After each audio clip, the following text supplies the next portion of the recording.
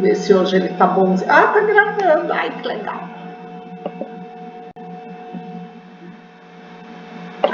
Isso.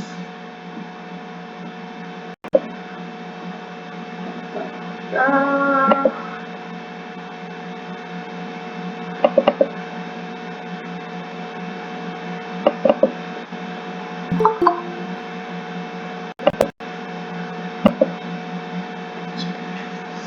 Yasmin.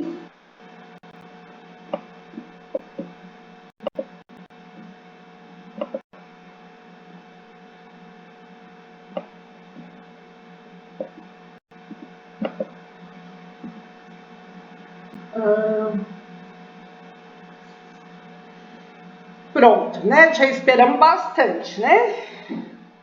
Que hoje é bem importante. Deixa eu perguntar um negócio. Vocês já têm grupos formados ou não? De alguma disciplina?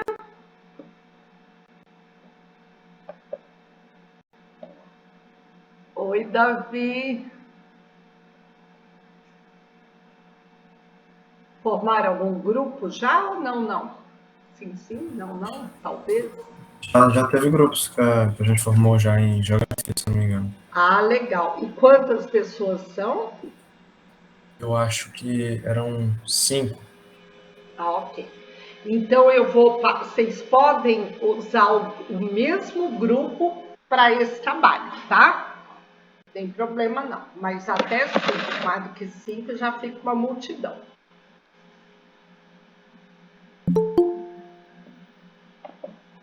Oi, Tiago. Logo a gente vai estar junto, gente.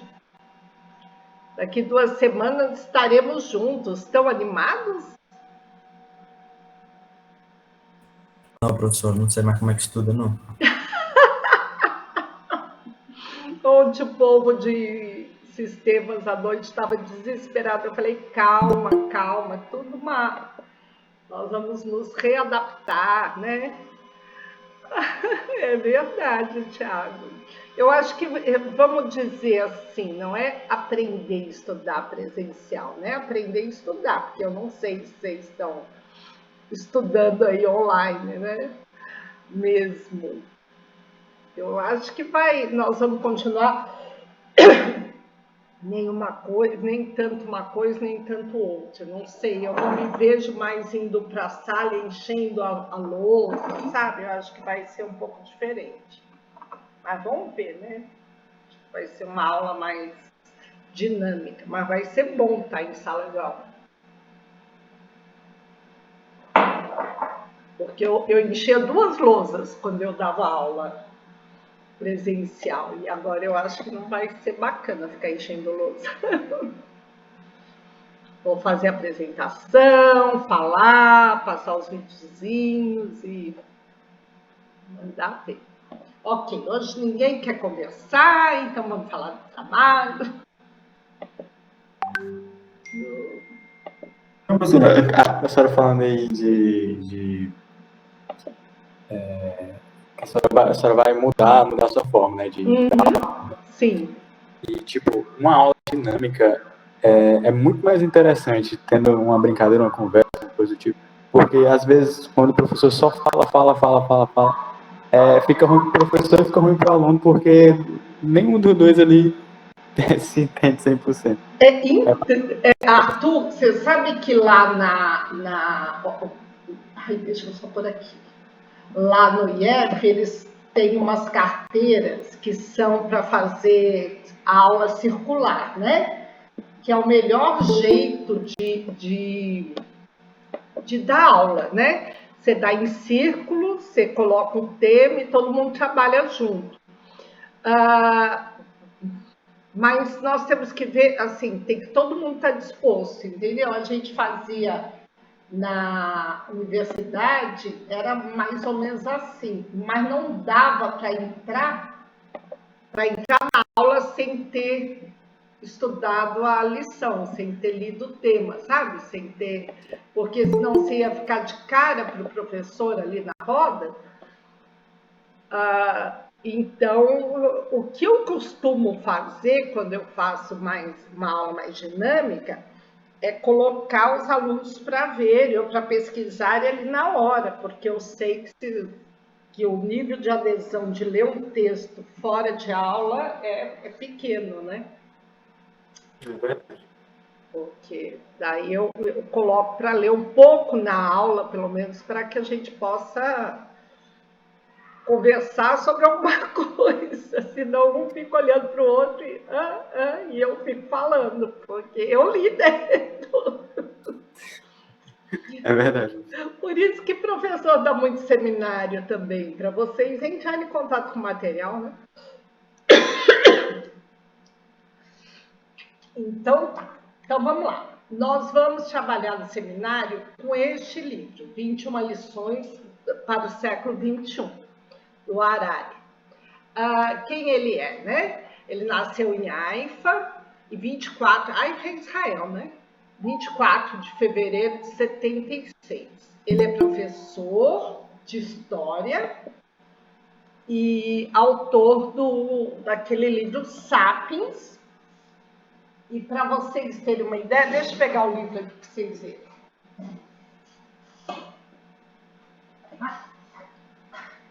Onde que eu tava? Esse é o Sapiens, é outro livro dele. Esse 21 eu só tenho PDF, não tenho ele assim. Esse livro, Sapiens, foi um dos livros mais vendidos no Brasil e no mundo, né? E ele fala do passado da humanidade, né? Como nós chegamos até hoje. Muito legal. Esse livro é o livro de cabeceira do Obama, o presidente americano antes do Trump.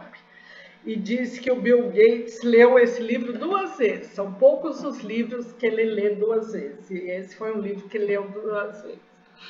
O Harari, ele tem uma pegada assim um pouco, como que digo, de escritor de best-seller mesmo, né? Um pouco apelativa, mas ele tem muito conteúdo, né? Ele, diferentemente às vezes de outros livros que são best-seller, ele tem bastante profundidade. Ele não é superficial não naquilo que ele diz e fala, né?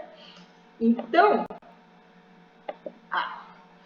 esse o Sapiens que eu mostrei para vocês, que é uma reflexão do passado. Homo Deus eu não li, mas eu quero ler quando a gente terminar de trabalhar 21 lições do século XXI, eu vou ler esse livro, porque eu acho bem interessante, né? Bem interessante mesmo.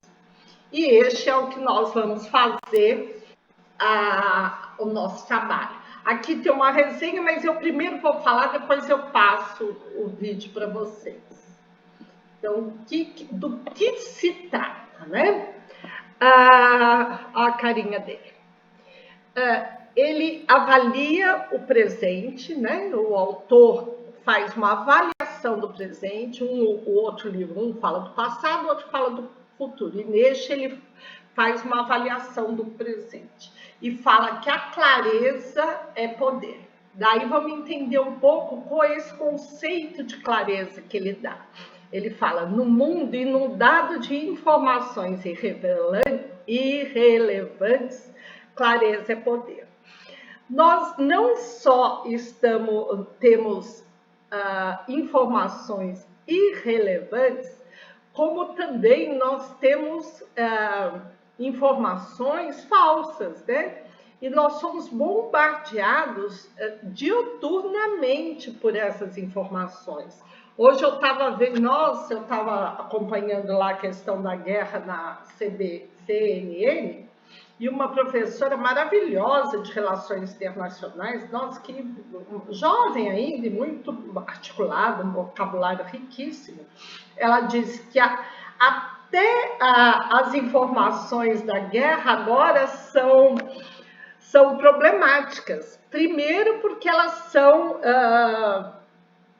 dadas, a guerra acontecendo, né? O repórter estava lá e as bombinhas caindo, né? Então elas são imediatas, a informação é dada de forma imediata. Mas também se tem várias narrativas para justificar aquela realidade. E a gente se perde nessas narrativas, né? Ontem o Putin falou que não ia invadir a Ucrânia, toda a Ucrânia, ele só ia dar respaldo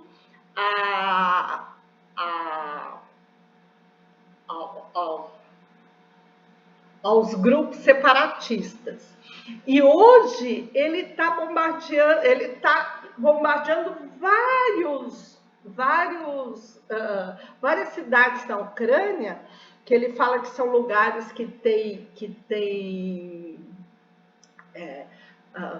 bélicos, né, que tem soldados e armamentos, que é para desativar o governo ucraniano para não reagir à proteção dos grupos separatistas, né? Mas não faz o mínimo sentido. Vou acabar com a Ucrânia para garantir que os grupos que estão ali na fronteira sejam independentes. É super complicado, né? Então ela estava falando disso. E é isso que o Harari tá dizendo. Ele fala, no mundo tão congestionado de informação, nós temos que ter clareza. E essa clareza não é fácil você ter clareza, porque ontem eu estava pensando sobre a guerra, os meninos perguntavam, o que a senhora acha? Eu falei, não sei, eu tenho que pensar, né? Eu tenho que pensar, porque algumas coisas a gente sabe. O que a Rússia quer? Ela quer um pouco mais de soberania, porque ela foi a segunda potência durante toda a Guerra Fria, né? E hoje ela está bem colocada de lado. Então, esse posicionamento da Ucrânia junto à OTAN é mais um pretexto para ela buscar áreas de influência, né? Para ter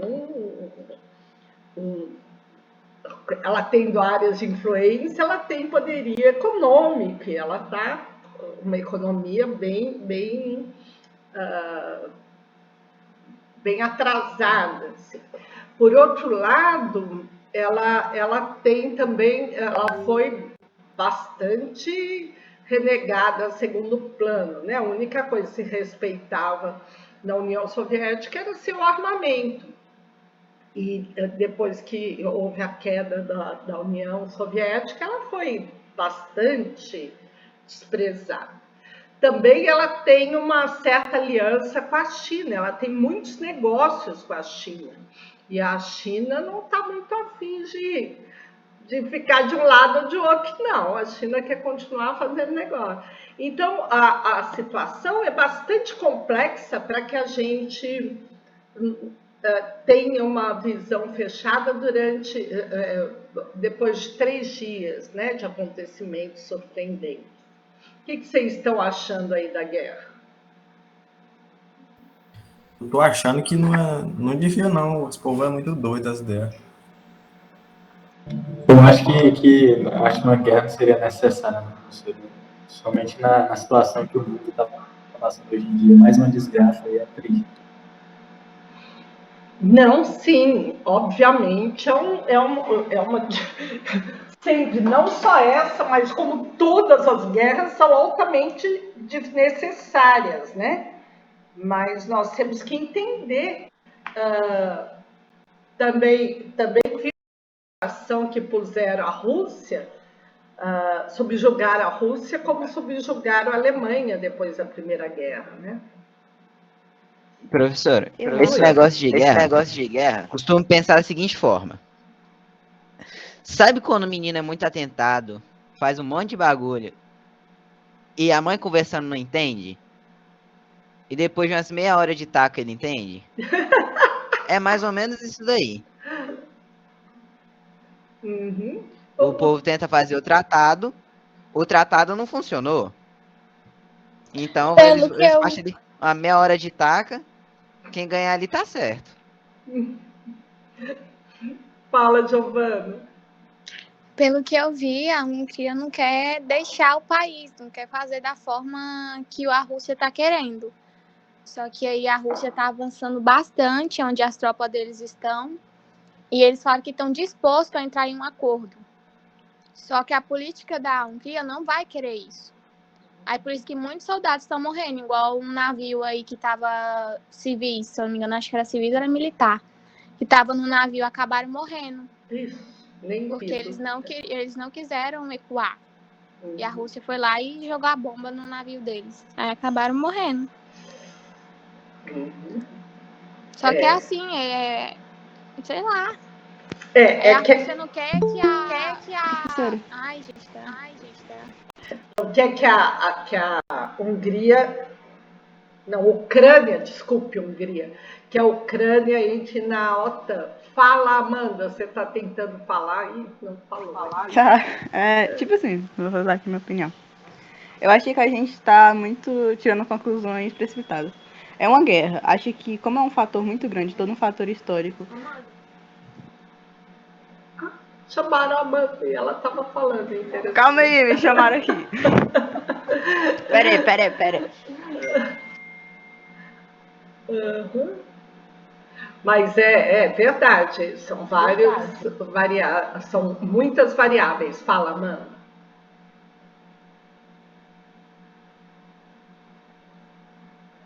Uma coisa que nós devemos pensar também é que não é um jogo de inocentes, né? No sentido assim de o Putin é doido, a encarnação do diabo, né? Não é bem por aí, a gente não chega muito a uma análise nisso, né? O Putin é meio maluquinho. Se der a louca nele, ele fala... Não, é sério, professora. É por causa que, assim, a Rússia se alia com vários outros países. Se, assim, do nada eles falarem assim... Ucrânia, aliado dos Estados Unidos... Tem uns 30 mísseis nucleares ali. Será que... Aí, voltei. Agora eu posso falar. Ei. Agora sim. Dá-lhe, Amanda. Tá. Tipo assim, vou dar minha visão sobre o assunto. Muita gente tá falando assim, mas os Estados Unidos tá certo, a OTAN no caso, ou a Rússia tá certo. Mas se a gente ver de um fator histórico, é algo muito complexo pra gente escolher um lado em si.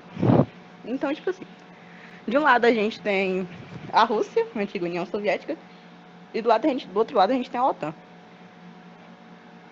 Calma aí, eu subi aquela escada correndo, eu tô com falta de ar. É porque eu tava lá embaixo, aí começaram a limpar lá embaixo.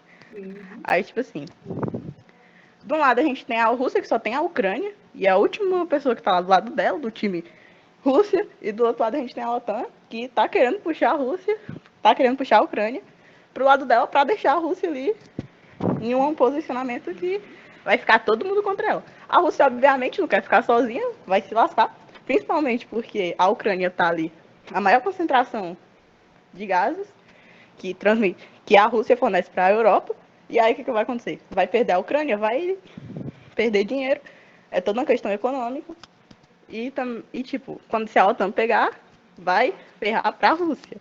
Então a Rússia, ela tá se defendendo.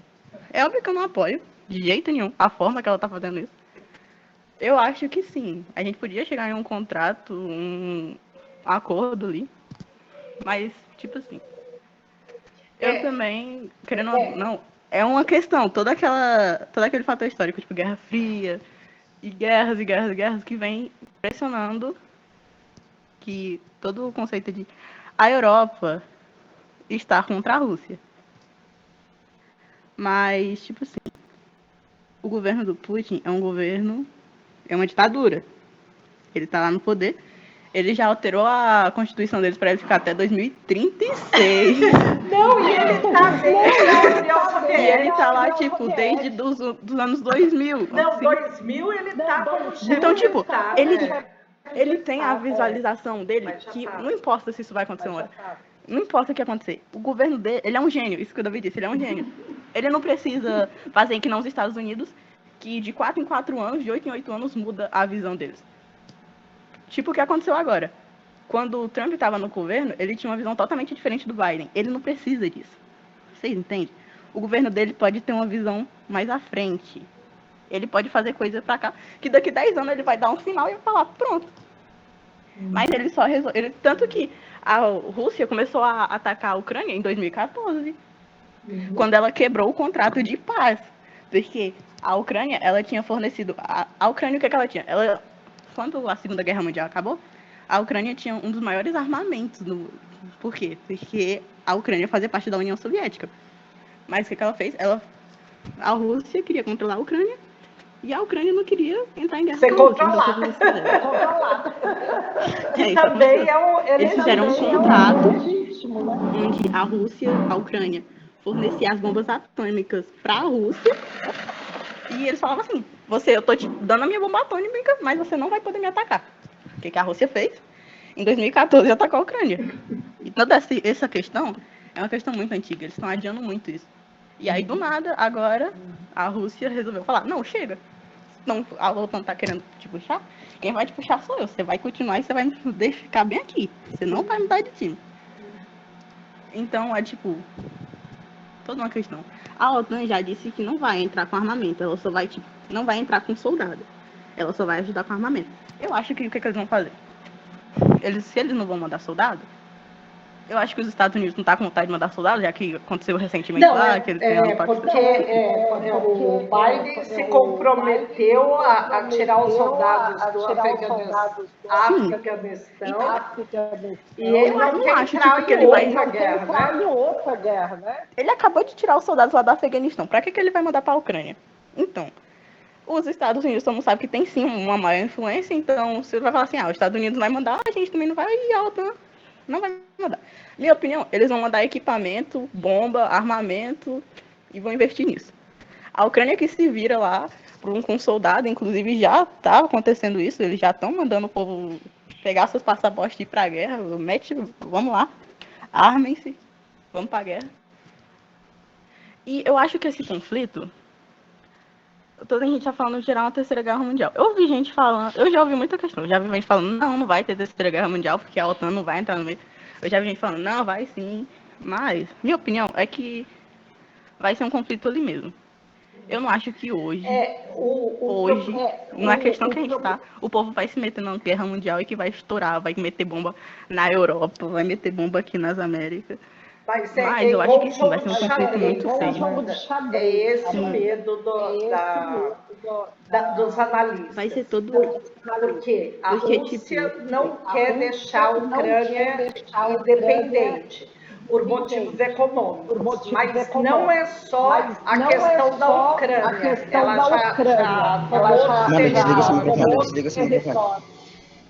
Obrigada. Que ela já tomou outros territórios, é uma questão de soberania, né? E eu acho também que o Putin não é um louco, mas também não é um gênio, não é Deus nem o diabo, ele é um russo, e um russo é complicado. E eles estão lutando pela soberania e por um lugar nesse xadrez mundial que seja um pouco mais valorizado. Só que, querendo ou não, ele é um ditador, ele quer poder, ele quer ter aquele poder. Agora, tudo bem, mas se a OTAN... porque a OTAN também é aliado, a OTAN representa os Estados Unidos. O que é a OTAN? É a frente aliada do Ocidente, mas toda alinhada com os Estados Unidos. Então, se ele for lá conquistar a Ucrânia quietinho e ficar nisso mesmo, acaba ali. Agora, se ele cheio de poder, coloca um pouco mais, agride algum país da OTAN, vão ter que reagir, porque são tensões políticas, né? Não está tão simples também, Amanda. Esse é o medo, porque a provocação é grande. E daí eles têm medo do Putin ser mais ousado, né? Porque ele está querendo ser, ele está querendo ter um embate, não de guerra, mas um embate político com o Ocidente, para ele ter mais países de influência, porque ele perdeu demais com a queda da União Soviética, né? Ele está com uma economia, parece que é igual o Brasil, mas atrás do Brasil também. Era a 8ª economia do mundo, hoje está em 12º. Perdeu muito espaço. Mas é isso. Fala a Amanda. Não, a Amanda tinha outra menina que queria falar. Maísa? Quem foi? Era Giovanni. Fala. Giovana? Tá aí, querida? Não, professora, eu já falei. Ok. Então tá, depois você fala mais. Mas é complexo. Qual é a ligação que eu estou fazendo com o que o Harari diz, né? Que nós devemos ter muito cuidado com aquilo para onde leva o nosso pensamento, né? Dessa polarização do bem e do mal, né? Porque todo país hegemônico, todo pensamento, ideologia hegemônica tenta nos conduzir sobre a sua influência, né? Então hoje o Biden com aquela cara de anjo, o Putin com aquela cara de demônio. Não que não seja, eu acho que não tem nenhum anjo, nenhum demônio, mas que nós devemos ter muito cuidado. E ele fala, a única maneira de ter essa criticidade é através da clareza, né? De depurar aquilo que não é importante, aquilo e aquilo que é verdade. Daí ele fala, o que é o futuro? Ninguém sabe do futuro. Professora, sempre foi assim? Não. Nós tivemos, imagine viver 1000 anos, a Idade Média teve 1000 anos. Nós sabíamos exatamente o que era o futuro. O futuro era mais sistema feudal, era mais do mesmo, né? Na época do Império Romano, qual era o futuro? Era o Império Romano, nós tínhamos essa previsibilidade. Não que as coisas não mudassem, mudavam e mudavam muito, porém não na velocidade que elas mudam hoje. Porque, segundo o autor, tem 2 componentes que fazem com que as coisas mudem muito rápido, mas muito rápido, que é a tecnologia e o impacto ambiental. E essas 2 coisas correm juntas, né? A tecnologia, porque não há mais uma central de poder que domine a tecnologia. Não, você tem todo mundo disputando o poder da tecnologia, né? Quando falam dos hackers, né, dos hackers russos ou brasileiros, que entram numa série de sistemas super bem guardados, quando a China vem aí com a tecnologia 5G, né? Que diz que vai mudar, que a publicidade de todos os dados será escancarada. Se hoje a gente já se preocupa com os nossos dados, imagine quando o mundo todo englobado pela tecnologia 5G, né? Não vai ter um lugar que haja algum sigilo, algum segredo. E isso não está na mão de ninguém, porque você poderia pensar em alguns momentos atrás, históricos, né, algumas passagens históricas atrás, que a tecnologia, até quando se falava da Guerra Fria, estava com os russos, estava com os americanos. Mas ela foi tomando um grau de complexidade que hoje não há assim, falar, não, o satélite chinês não vai detectar informações aqui no Brasil. É impossível, não há como você ter essa distinção. E isso provoca muitas mudanças, porque o poder dessas informações e de criar informações falsas, ele é pulverizado, ele está em todo mundo. né? Não há mais segredo, né? Qualquer um que tenha acesso à internet, ele pode espalhar uma notícia, assim como criar uma notícia. Se vai ter repercussão, depende. Pode ter, como pode não ter. Porém, não se tem mais um controle sobre isso. E o impacto, ele escreveu esse livro antes da questão da Covid, né? E a Covid, ela também é um reflexo desse impacto ambiental, né? Dessa disseminação que há hoje de qualquer coisa. Eu não sei se vocês lembram, quando surgiu essa nova variante lá na África, que até ridículo o posicionamento do Brasil, porque surgiu essa variante na África, quem detectou foram os cientistas africanos, e em seguida o Brasil fechou as fronteiras com a África, proibiu os voos vindos da África. Depois de 2 semanas, essa variante já estava no país inteiro e reabriram as fronteiras. Então, só passou papel de palhaço, né? Porque não há como você ter um controle desses impactos ambientais. Nós tivemos agora esse problema que está lá em Teresópolis, né, no Rio de Janeiro, falar todo ano chove, cai morro e tal, mas este ano, particularmente, foi em Minas Gerais, em São Paulo, no Rio de Janeiro, na Bahia, até aqui no Tocantins, nós tivemos populações ilhadas. Ontem falou que teve uma chuva ali na região do Xambioá que alagou, né, um monte de gente. Então, também esse desequilíbrio ambiental está tendo impactos, está causando impactos cada vez mais a miúde, cada vez mais rápido. Eu nunca tinha ouvido falar, e já tenho mais de 30 anos,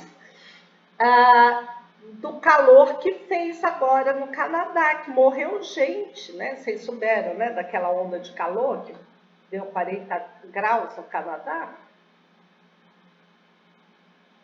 Eu fiquei sabendo. E morreu muita gente. Claro que para eles suportarem 40 graus de calor, tinha que passar uns dias aqui em Palmas para ir se adaptando. Porque a pessoa acostumada com frio de menos 20 graus, dá 40 graus, ela nem água, ela nem hidrata, e daí morre mesmo. Então, nós temos que estar muito atentos a essas mudanças que são muito rápidas, muito rápidas. Se nós pensarmos, vocês que são jovens, são bastante jovens, se vocês verem os últimos 10 anos, o quanto o mundo já mudou muito, muito, e vai continuar mudando. Daí ainda teve a Covid, muda mais um pouco, né? Agora a gente vai voltar numa situação pós-Covid, que não vai ser a mesma lá sem Covid, né? Então, isso é muito, muito rápido. Ele fala também da desilusão política. E esta desilusão política, ela não se dá porque as pessoas sejam idiotas ou sei lá o quê. É porque ele fala bem isso aí no livro, vocês vão ver. Os dados coletados pelas inteligências artificiais, eles são tamanhos que eles, e claro, chegam essas informações aos políticos, então eles vão falar exatamente aquilo que nós queremos ouvir, de um lado ou de outro. E daí nós vamos tomar os nossos partidos, e muitas vezes totalmente equivocados, totalmente enganados. E não tem... Gente, vocês já perceberam, vocês são de informática. Já viram que às vezes você fala perto do celular alguma coisa e começa a receber notícias sobre aquilo? Já viram isso ou não? Que é uma coisa louca, porque não tem um ser um ser dentro do celular ou controlando celulares para que isso aconteça. É uma rede de exploração de informação que nós perdemos totalmente o controle. Eu estava vendo ontem que eu comecei a procurar eu acho que nem foi no celular, eu acho que foi no computador, um clube de leitura o que é um clube de leitura? Você lê um livro e depois de 15 dias você se reúne com os colegas para discutir aquele livro, né? Eu falei, ai, que legal, tem tanta coisa que eu tô lendo e quero ler, seria bacana. Eu comecei a receber no Instagram de forma insuportável clube de leitura para comprar livros, sabe essas coisas? Gente, eu falo, que coisa insuportável, eu nem olhei isso no Instagram, nem nada. E começa a te abarrotar de assuntos afins, né? Até esses dias eu falei, não, vou dar uma diversificada aqui nesse Instagram, que está muito chato, que só vem coisas que eu me interessei algum tempo atrás, e daí eu sou bombardeada com aquilo que nem eu aguento mais, sabe assim? Então, esse tipo de manipulação não é feita por pessoas isoladas. Esses dados são colhidos o tempo todo por essa inteligência artificial, né? E são distribuídos de forma totalmente aleatória. Se você for abrir um negócio e quiser quer comprar uma rede de informações, as pessoas, por exemplo, eu quero abrir uma hípica, pessoas que andam a cavalo. Daí eu quero selecionar informações só de pessoas que se interessam por cavalo, para eu mandar minha propaganda ali. Você consegue, seja qual recorte você fizer, aquilo chega até você, né? Ou comprando ou não, você tem acesso a essas informações. E isso é assustador, né? Porque não é mais. Daí não é cada um puxando traçando perfis de tamanha complexidade, porque um vai querer saber se você quer comprar uma máquina de lavar, outro vai querer saber se você gosta de chocolate ou de sorvete, outro vai querer saber se você vai trocar de tênis, Você está entendendo? Porque tudo é voltado para o comércio, é óbvio, né?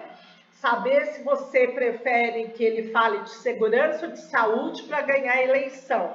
Então, vão fatiando esses perfis e fazendo essas análises que são feitas pelos sistemas informatizados, entendeu? Não é cada um vem do seu lado. Então, gera uma complexidade que ninguém tem controle. Não é, não, eu tenho controle. Quem?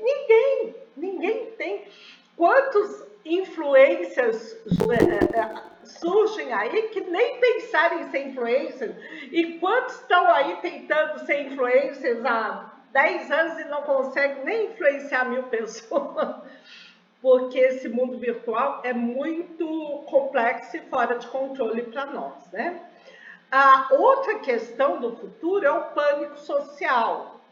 Igual nós estamos vivendo agora, a questão da guerra, que para nós o pânico social está lá no leste da Europa, né? Mas qualquer questão pode chegar aqui, como a pandemia, ou como um processo migratório, ou até Portugal vai receber ucraniano, ou uma série de outras questões que geram pânico, ou a questão das enchentes, geram pânico. Não há como você se precaver, não há casa resistente, entendeu? Não há. Todo mundo tem o meio aí, o telhado de vidro, porque nós estamos sendo o tempo todo bombardeados, ou pela tecnologia, ou pelos impactos ambientais. E as perturbações tecnológicas, né? Porque você tem que depurar essas informações o tempo todo, né? Não saiu que que o Bolsonaro foi lá e evitou a Terceira Guerra Mundial. Claro que um pouco se você tem um pouco mais de discernimento, você sabe a bobagem que é isso, né? Mas será que a população sabe? Será que aquele cara que está trabalhando lá 8 horas por dia, que só vê essa notícia de relance, né? Agora a equipe política dele está desesperada porque ele foi lá para o pior momento possível da Rússia. Então, são muitas informações, ações e acontecimentos que nós não damos conta mais deste planejamento do futuro, né? Desse alinhamento. Não, eu vou crescer, estudar, me formar uma família, ter meu emprego, né? Antes a minha geração queria ter um concurso público, hoje já não é mais garantia de nada, porque você não vai ter mais direito à aposentadoria, você não vai ter uma série de direitos que eles tiraram do serviço público, que podem voltar ou não, tiraram até as empresas públicas, né? Quantas foram vendidas. Então, o futuro é completamente incerto. Daí ele diz assim, qual é a saída? É ter clareza. E daí ele dá o pulo quântico, eu falo, porque ele fala que a única maneira de ter clareza é através da meditação. Daí,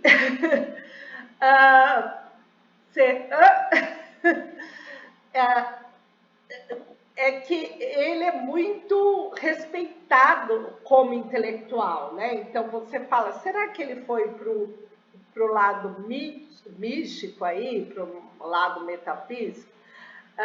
Não, ele é um adepto da meditação e ele acha que é uma forma de você parar, né? E estar em contato com a realidade. O que é a realidade? É viver no teu momento, né? Agora, por exemplo, nós dando aula, eu pelo menos estou com a minha atenção 100% aqui, então estou vivendo exatamente esse momento.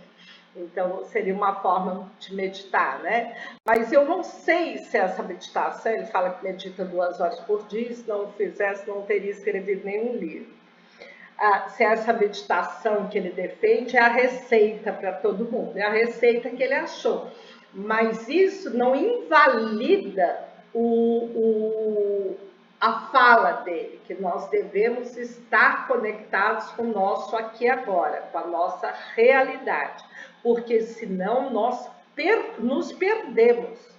Nós não conseguimos distinguir aquilo que é real daquilo que não é real, entendeu? Daquilo que é futuro, passado, ansiedade, pretensão, daquilo que realmente está acontecendo, né? Daí, até aqui tudo bem?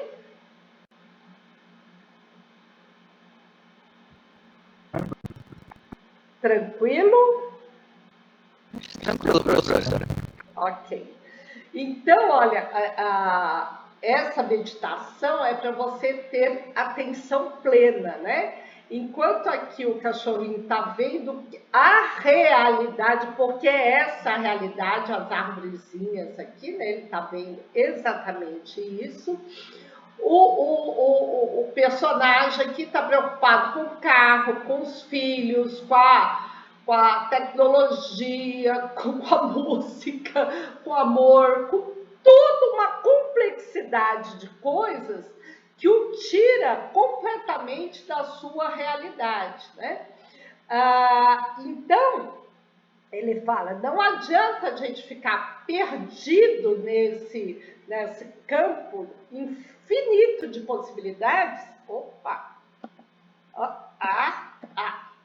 e não saber exatamente a nossa realidade. Eu gosto muito de caminhar, até esses dias eu caminhei aqui em Palmas, mas é quase uma missão impossível. E é impressionante quando você caminha, que você vê a tua casa, a tua rua, a tua quadra, o teu bairro, com olhos completamente diferentes de quando você anda de carro. Já perceberam isso ou não?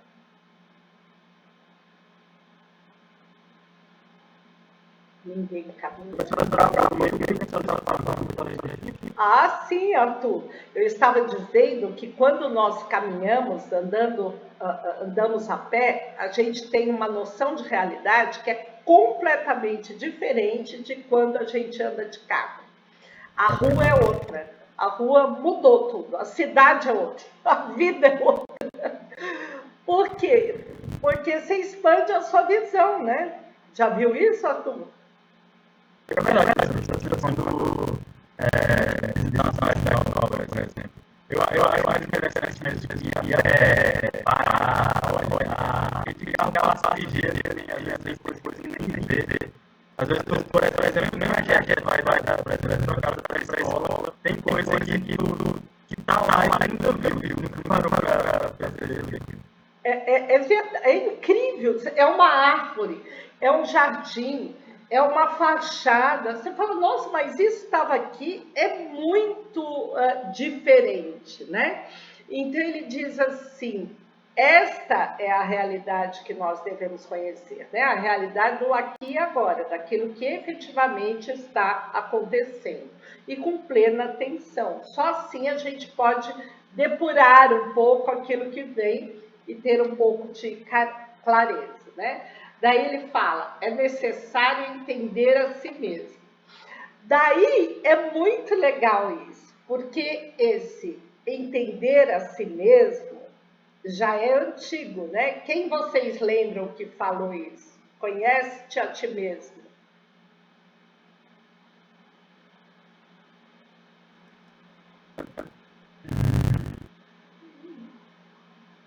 De quem é essa frase?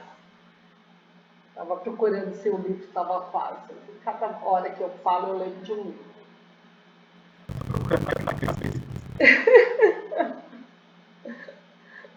Tiago, Giovana, Maísa, Amanda, Davi, Cauê e mais 11 pessoas. Quem lembra? Conhece-te a ti mesmo.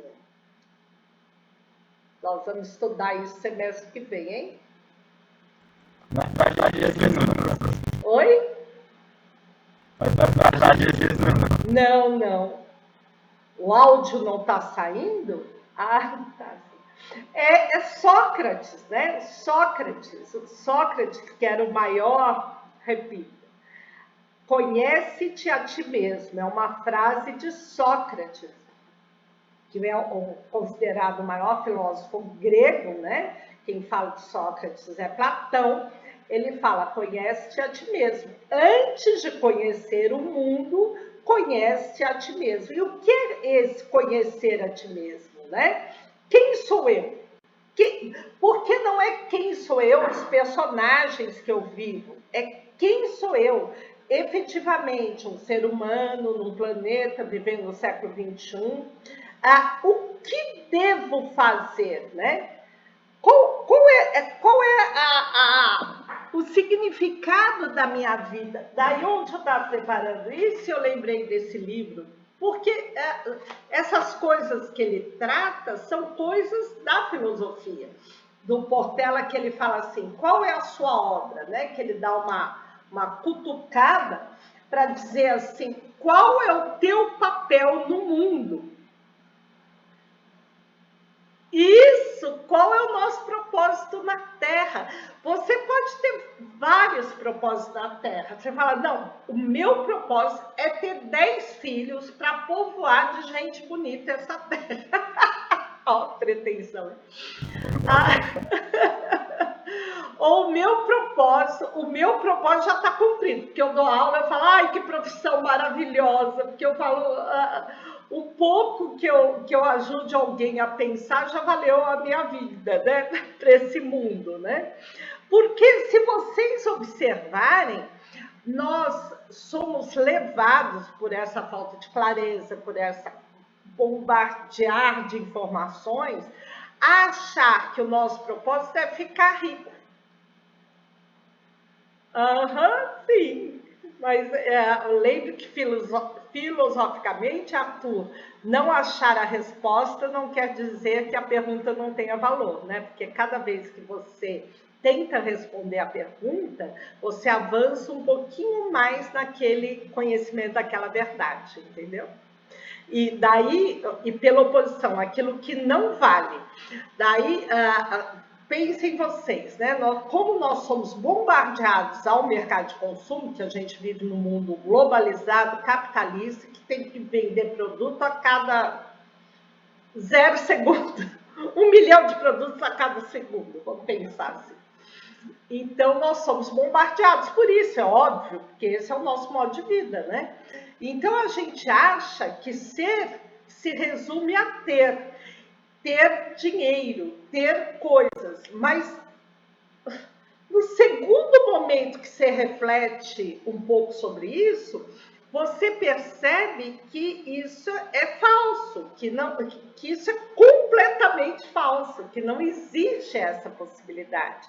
Por quê? Porque o sonho de consumo, ter um celular, né? O sonho de consumo. No segundo momento que você comprou o celular, o que você percebe? Que este celular é muito parecido com o anterior. Então, tudo aquilo que atribuem a ele como qualidade é só para levar a um consumo de um bem. Então, imagine isso multiplicado por 1000, né? Quando nós... É só um bem, não tem valor em si nenhum. E isso é com tudo, com a roupa. Qual a diferença? Imagine você com guarda-roupa perfeito. As meninas são mais seduzidas por isso, né? Com 100 peças de roupas perfeitas, não de tranqueira, de roupas maravilhosas. Quantas... tem uma. Exatamente. Sim. Imagine, Davi, quantas roupas a gente consegue vestir?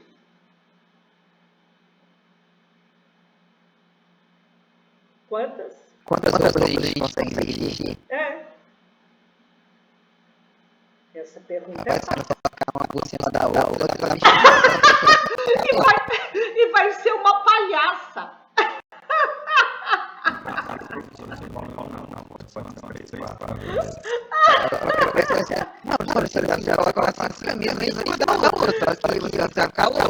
E vai ser um ridículo, né? Imagina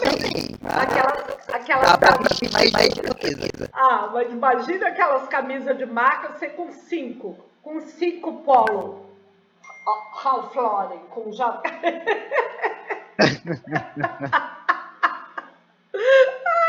Não, é ridículo. Então nós só conseguimos. Isso é estilo mococa. O Thiago mandou uma boa ali, professora. O que ele falou? Por exemplo, em lugares frios ali, tipo, sei lá, no Canadá, eles utilizam mais de uma peça de roupa. O que acontece? O cara veste uma regata, depois veste uma camisa, um casaco, aí ele veste um short, uma calça e uma calça mais grossa, duas meias e uma bota. E um cachecol. Um cachecol e um gorro. E daí, para ele aparecer com esse monte de roupa, porque ele só vai ser um todo bem coberto na rua, né? Para ele aparecer com esse monte de roupa, ele vai ter que ter várias namoradas ou namorados para ele arrancar a roupa e alguém ver que ele está carregando umas 10 roupas no corpo. Aqui é missão impossível. Esse negócio de muita roupa aqui no Brasil, rapaz. Gente, é ridículo. E nós somos levados. Sapato, quem gosta aí? O povo anda sem camisa na rua, de short. Quem gosta aí de sapato? Eu morro. Professora, eu não vou mentir não. Pelo conforto, eu só uso Havaiana. Eu também. Eu também. E tenho 4 Havaianas, porque hoje eu fui lavar e falei, meu Deus, só dá para usar uma por vez. Não, professora, eu tenho as categorias de Havaianas. Eu tenho a clássica, A que a gente usa pra ir pra casa, pra ir pra roça. E tem a mais bonitinha, a chinela Cartago. Que tem o negocinho de pano. Ela é mais confortável. Aí essa daí você usa pra sair. Davi, eu nunca vi essa, não quero nem ver, porque senão eu vou ter aqui em Itabaiana. Não é impossível. Nossa, professora, mas é muito confortável, muito bom, professora. Chinelo de sair, Compensa, ficar em casa. compensa. Tudo chinelo, Cauê. E quando eu vejo, eu saí de Havaiana. Daí eu falei, gente, eu preciso comprar um sapato, porque eu tenho poucos sapatos, porque mulher é ficcionária de sapato, mas eu dei uma limpa, fiz um destralhe e tenho poucos sapatos. Eu falei, gente, eu preciso comprar uma rasteirinha. Daí a retardada foi lá e comprou duas. Agora eu fico, gente, eu tenho que pôr a rasteirinha. Que burrice. É só bobagem. Então, o nosso ser, o nosso significado. Não, é horrível. O nosso significado de vida passa muito longe do que coisas, e nós somos bombardeados com coisas. É muito ruim isso, sabe? Daí, recomendo. Não quero cross, não. Meu marido tinha um cross amarelo que ele usava desse tamanho, parecia um pato. Eu acho que eu fiquei traumatizada, nem sei o fim que deu, mas enfim. Então, o que temos que aprender? A única coisa que é para a vida toda é a mudança. Nada é permanente, exceto a mudança. Isso Heráclito falou lá na Grécia, bem longe. Imagine hoje que a velocidade dessa mudança sei lá, é muito rápida, rápida. Então, quais são as qualidades que nós devemos ter? A resiliência. Alguém sabe o que é resiliência?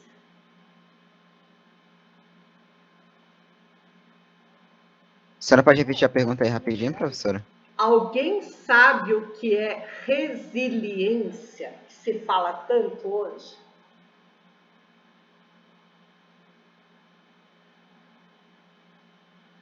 Professora, falar a verdade, eu não sei não, hein?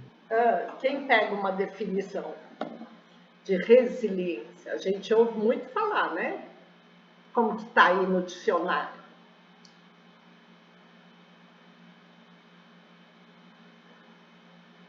Dando uma olhada aqui na internet, ela tem ligação com a psicologia e também com a própria biologia. Na física, na verdade. Deixa eu ver aqui. Eu vou ler bem aqui no Aurélia. Leia. Aqui, ó.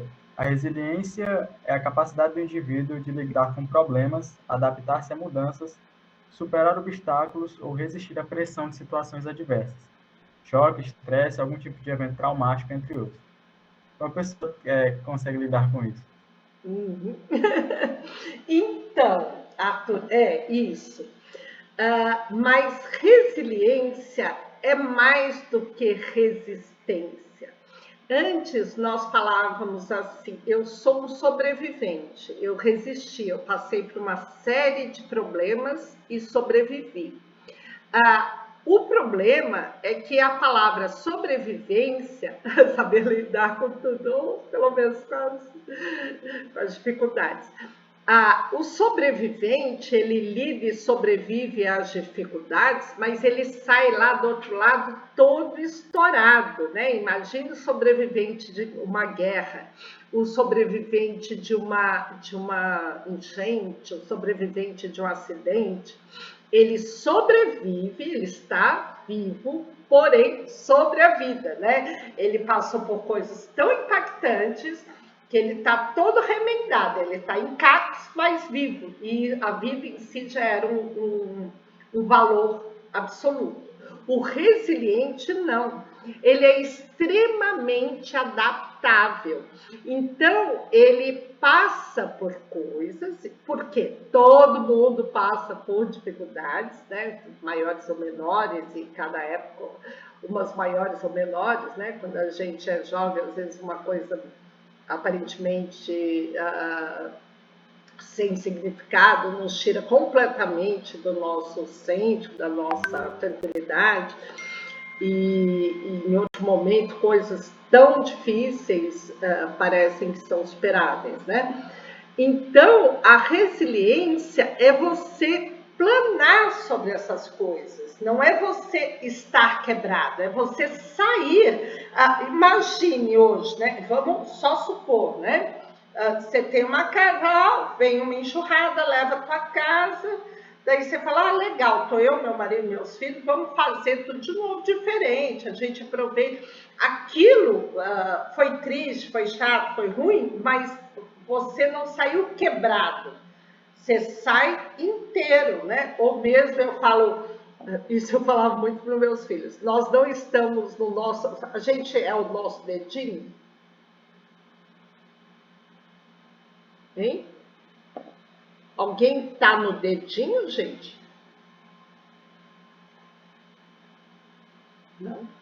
Não entenderam a pergunta? Alguém tá na mão? Na mão? Eu sou minha mão. Você é tua mão, Arthur? Eu acho que eu não sou minha mão, mas eu tenho o controle dela. Ok, mas você não é tua mão, né? Você não se confunde com a mão. Então, fala, Thiago. Não, eu falei, não faz muito sentido ser uma mão, não, né? Não, a gente tem a mão, Arthur Muniz. Você é você, né? Eu dizia muito isso, porque às vezes uma pessoa quebra a unha já vira um pânico, né? Tem espinha e já vira um negócio. E nós não somos nada disso, né? Tanto que a gente... Eu falo, quando tiver a cabeça e o olhinho e tiver algum... Você tá aí, né? Você tá pensando, nós não estamos em nenhum lugar específico do nosso corpo, né? E às vezes valoramos tanto isso e a gente não tá aí, né? É só uma máquina que nos carrega. Então, a resiliência é se manter íntegro, apesar das dificuldades, apesar de todas as intempéries, entendeu? É isso, a vida é isso, não é a desgraça. Ai, não, sobrevivi, mas ai, que desgraçado que eu sou. Não, sabe, eu sou um ser humano que pode... Eu fiquei imaginando, vendo as cenas lá das pessoas que saíram da sua casa e foram lá para os bunkers, né, para os abrigos civis, né? E não sabe a perspectiva de voltar ou não, e como resistir a isso? Pode resistir de uma forma traumática, né, de voltar aos pedaços, ou pode pensar numa possibilidade de viver outra vida em outro lugar, de outra forma, ou ir para a Rússia, pegar um passaporte. Mas, enfim, há sempre algumas possibilidades, né? Então, ser resiliente é ser isso, é ser adaptável, continuar íntegro apesar das diversidades, né? Resistir à mudança aumenta os problemas mentais. Por quê? Porque quando ele fala isso, quando você resiste demais à mudança, gente, quantas pessoas enlouqueceram com a pandemia? A professora foi um bocado. E algo, claro, igual eu falei outro dia, muita coisa explica, mas não justifica, não é verdade? É por causa da situação econômica, ok, mas tem gente que pirou por ficar fechada aí uns meses. Pirou, ao invés de ler um livro, pirou, né? Não era nem... Teve pessoas que tinham mais motivo, que perderam emprego, marido, mulher já tinham mais motivo e assim mesmo se reinventaram, né? Então, quanto mais você não aceita a realidade, mais te causa problema mental. Igual agora, o povo louco por causa que vai voltar às aulas, professor, aluno, tem gente que está pirando porque vai voltar. Pirou porque teve que ficar fechado, agora pirando por causa da voltar.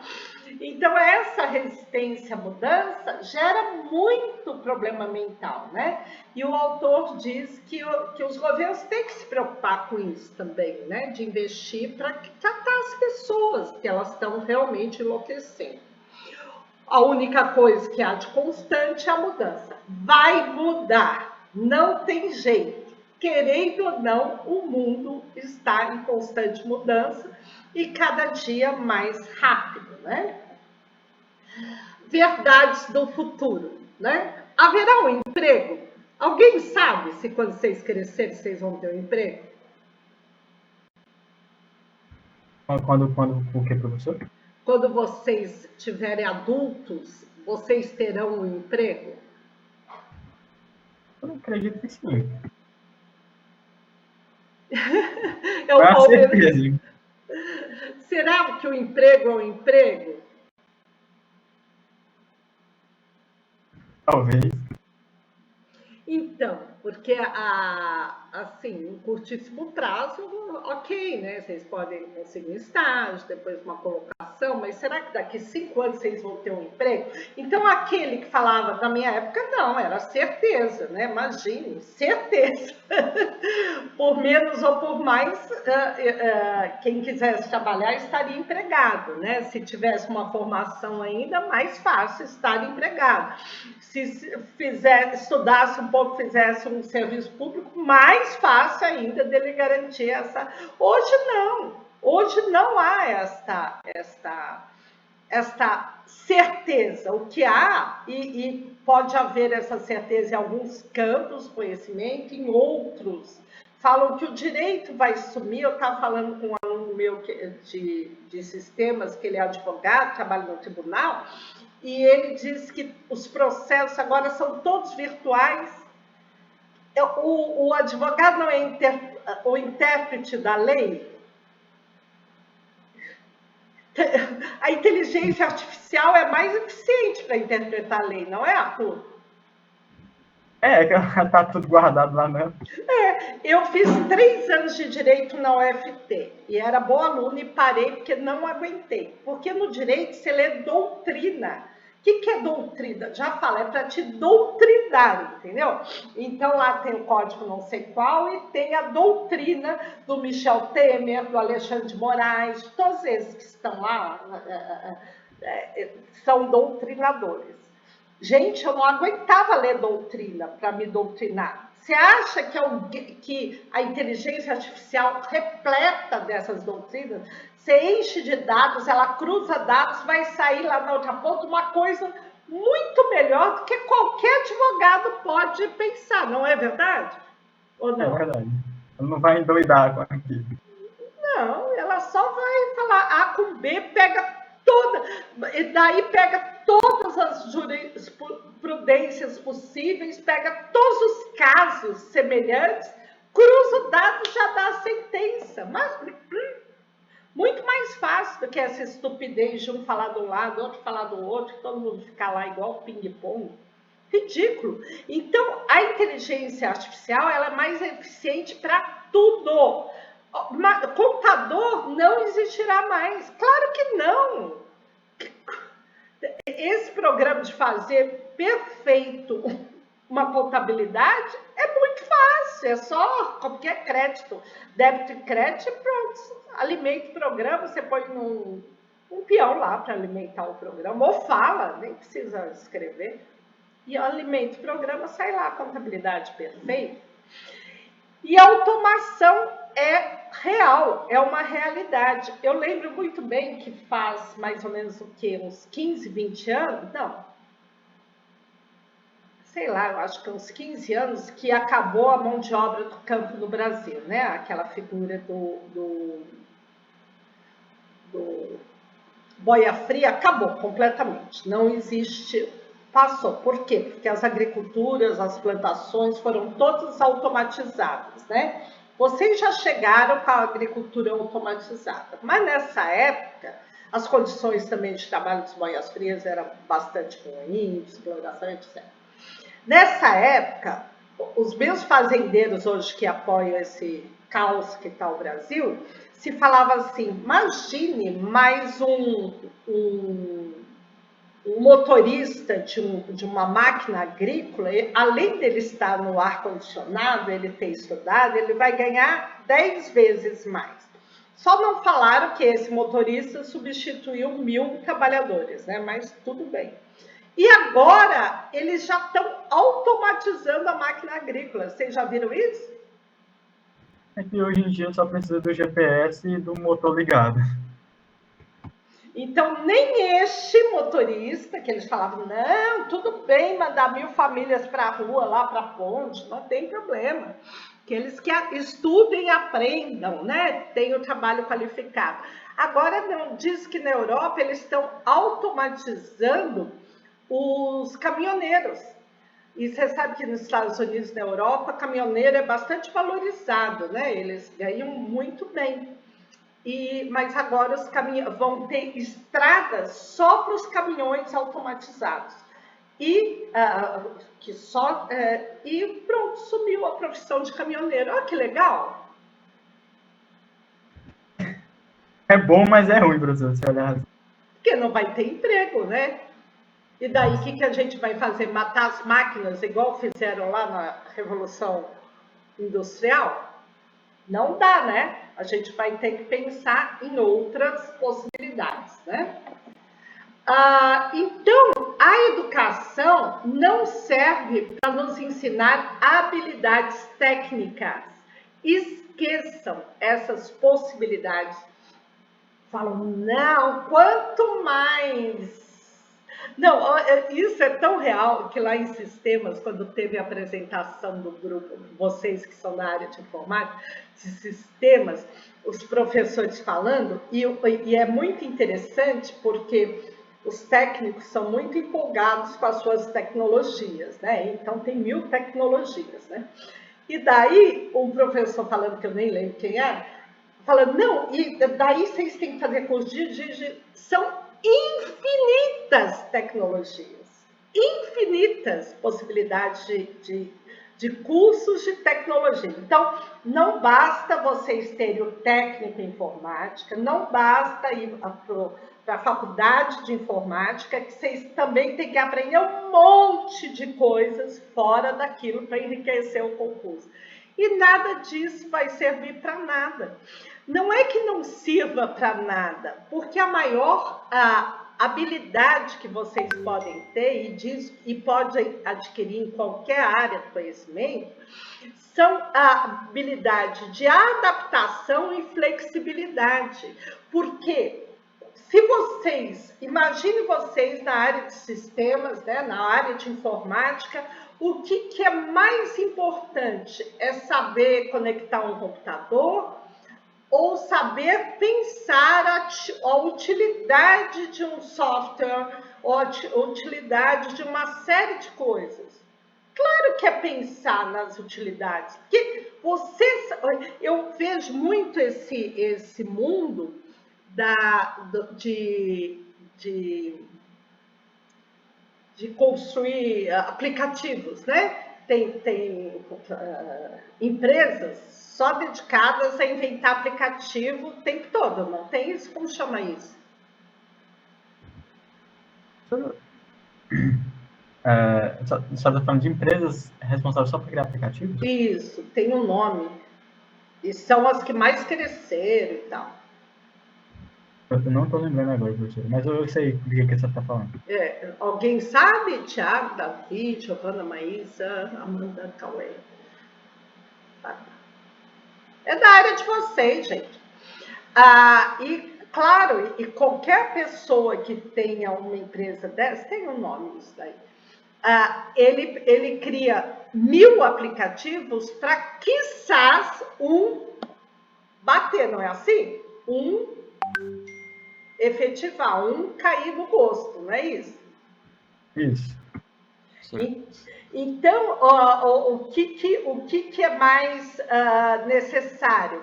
Que as pessoas saibam as técnicas para criar aqueles aplicativos ou em pensar em soluções para demandas sociais que podem ser de certa forma, resolvidas por um aplicativo? Porque daí você manda fazer, né?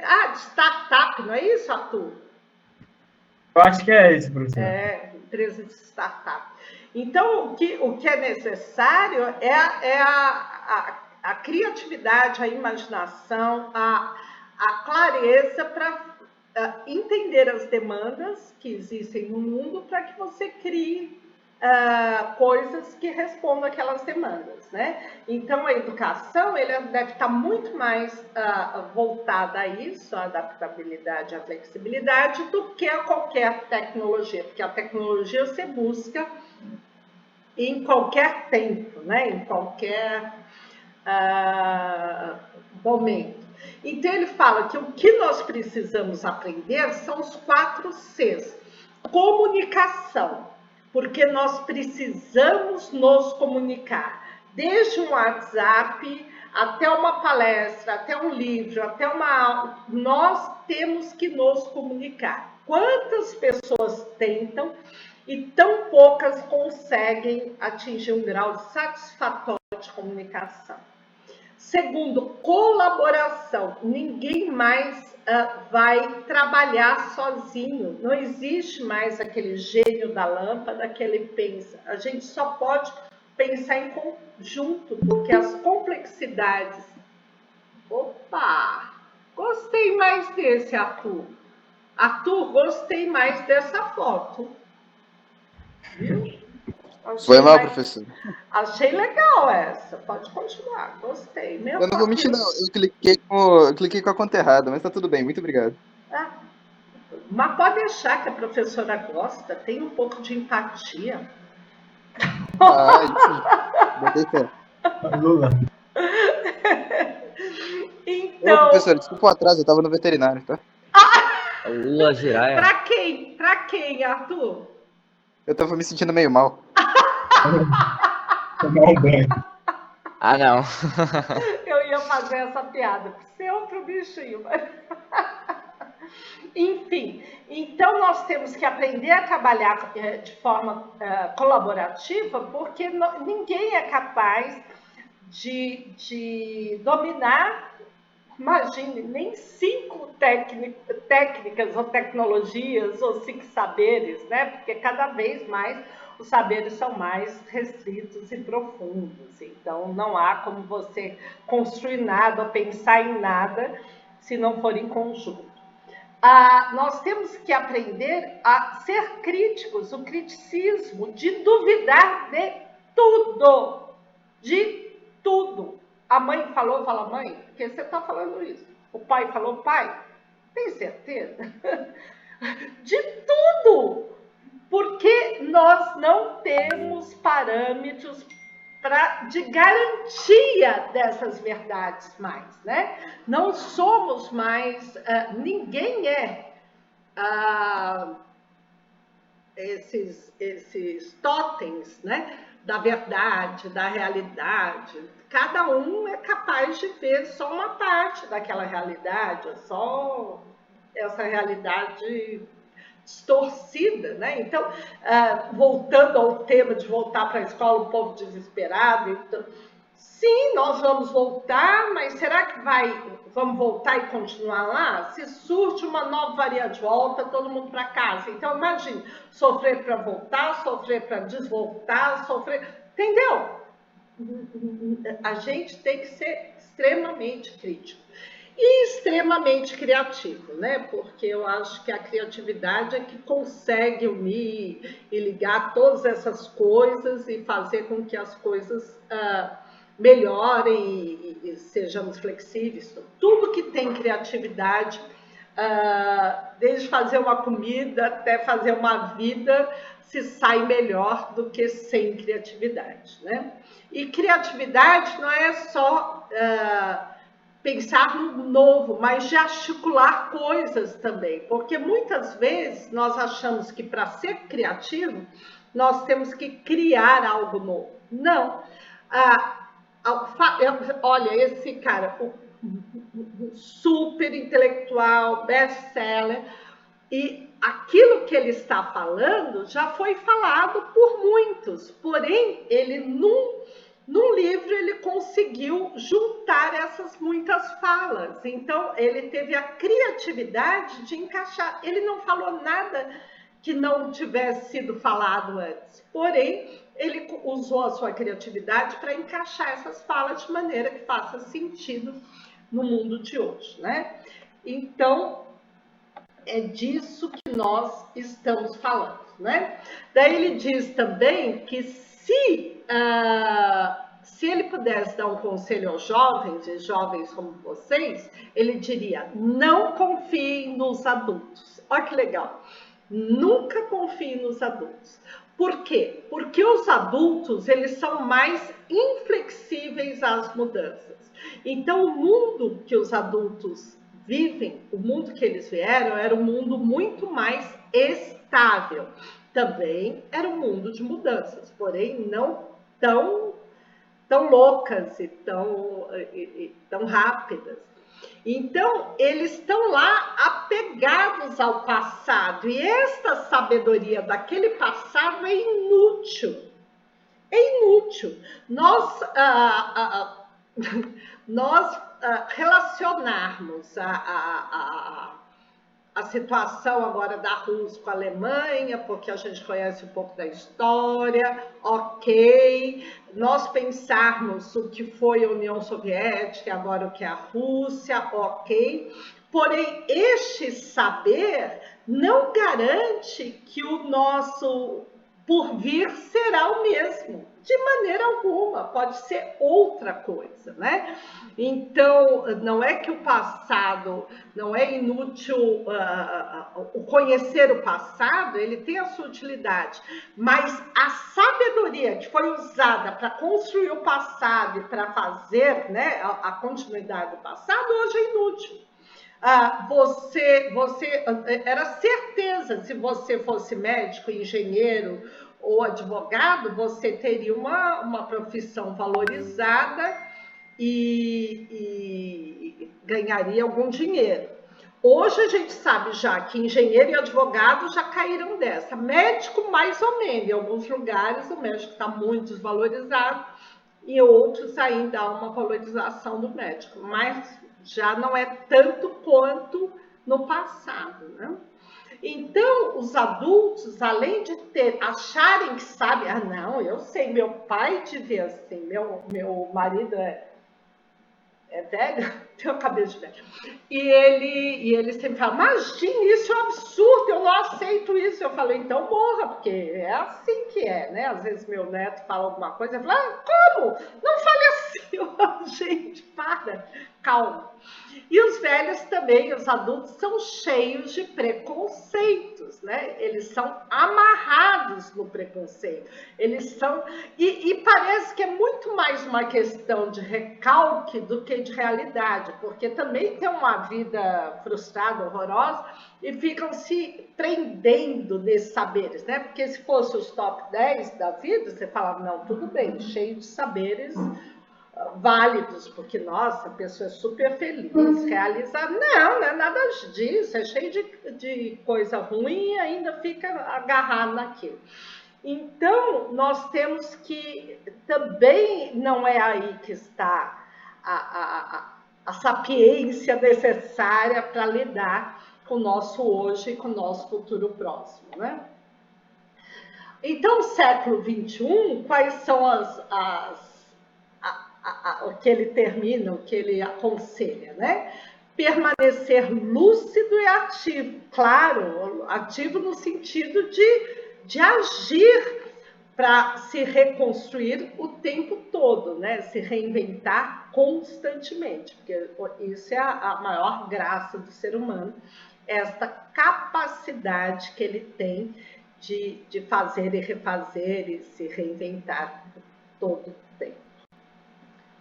Ok? Ok, professora. Gostaram do menino? Botei fé. Então, eu não sei, eu acho que a semana que vem nós não teremos aula síncrona. Por quê? Porque eu faço parte lá da comissão de volta às aulas, e nós vamos nos reunir, eu acho que quinta e sexta. Não sei só quinta, mas eu acredito que um dia só não vai dar. Então, eu vou colocar para vocês essa semana, esse carnaval, onde estamos aqui? Os capítulos para vocês dividirem em grupos. Quantos grupos tem aí na geografia? Formaram quantos grupos? O grupo era de, não me lembro, gente, se alguém puder me lembrar, eram de 6 ou de 5? Não, mas quantos grupos se formaram? 8 grupos? Ah, legal, Thiago. Foram 4. Legal, Thiago. Quantos? Por aí, né? Porque aqui... Foram 4 grupos de 6 pessoas, 6, 5 pessoas, por em volta, entendeu? Porque aqui teria que ser mais ou menos 8 grupos, porque o livro não é pequeno, né? Teria que ser mais ou menos 8 grupos. Então, 8 grupos de 4 pessoas. Mas antes de... 4 grupos vai ficar muito puxado para cada um. Muito puxado. Mas vocês que sabem. Eu quero que primeiro vocês deem uma olhada no livro, né? Para vocês terem noção. É muito bom de ler. Muito legal. Muito legal. Eu acho 4 grupos muito pouco. Tem que ser pelo menos 6 grupos. Senão... É só diminuir o tanto de pessoas nos grupos e aumentar o grupo. É isso mesmo. Gente, eu vou fazer a chamada rapidinho. Me falem quem tá aí, tá? Amanda tá aí, né? Presente. Ana Caroline. Arthur da Silva. Presente. Arthur Pontes, voltou do veterinário, tá aí. Arthur Muniz tá aí. Davi tá aí. Eduarda tá aí. Tava aí. Fernanda tá aí. A professora também tava aí, o Davi tava aí, eu não sei se era no outro. Eu falei que tava. Fernanda, eu não vi, não. Fernanda, Ela tá aqui, professora. Acabou de falar no chat que tá aqui. Tá. Joia. Gabriel Cunha. Presente. Giovana, tava aí. Presente. Agora o Gustavo, eu não sei qual é. O Gustavo Ferreira. Tô aqui. Gustavo Oliveira. Acho que era o Gustavo só que tava aí. Yasmin Pereira. Presente. Cauã tava aí. Opa! E o Cauã Rodrigues. Presente. E o Cauê Amaro. Presente. Laís. Presente. Lavínia. Saiu do IF. Maísa estava aí. Tá aqui. Falou. Marcelo Manuel. Não. Saiu agora que o IF vai ficar bom com nós lá. Maria Clara. O Marcelo tava por aí, professora, o Marcelo. É? Não vi, não. Fala para ele falar aí. Chama o Marcelo. Maria Clara. Pedro Henrique. Presente. Nome do meu irmão e do meu neto. Meu filho é Pedro José. Tiago de Belém. Presente. E o Tiago Silva. Não. Vinícius. Eu estava na aula, professora, mais cedo. Tá. Teve que sair. Eu tava. Ok. Então tá, gente. O trabalho para fazer este livro, né? Apresentar esse livro. E é isso, a semana que vem a gente continua. Vamos ver se não tiver aula síncrona, vou colocar a divisão que eu fiz do livro aí nas partes. Qualquer coisa a gente apresenta isso daí presencial também, professora. Não, vai apresentar presencial mesmo. É só para vocês. Eita. E para vocês. Para vocês. Eu não existo na vida real, não, velho. Oi? Eu só existo no EAD, no vida real não existo, não. Professora, se a gente chegar a apresentar isso aí presencialmente, Vai ser em qual sala? Vai ser em qual sala? Vai ser na nossa sala mesmo? Vai ser naquela sala redonda? Como é que é? Não, nós vamos ver como que tá, né? Mas presencialmente, sim. Agora, o que eu gostaria que vocês fizessem uma apresentação visual, ou um PowerPoint, ou um vídeo, ou cartazes, se quiser ser antigo, pode fazer cartaz, cola, e todo mundo do grupo falasse, mas vai ser presencial, sim. Misericórdia, presencial. Ah, professora, tem que estar com a pessoa que segura o cartaz, hein? Daí a gente cola na lousa, olha que legal, bem antigo. Qualquer jeito, mas tem que ter um visual, porque a gente não aguenta ficar olhando gente falando e lendo no papel. Ninguém aguenta, não. Nem eu vou ficar falando lá lendo papel e nada. Gente, tem um videozinho aí na apresentação que é bem legal, viu? Beijo. Bom carnaval. Vamos pular carnaval aí na cama de vocês com o livro na mão. Tá. Bom carnaval pra senhora também, professora. Obrigada. Bom carnaval, professora. Até a próxima aula. Tchau, até a próxima. Tchau, professora. Tchau. Beijo. Bom final de semana.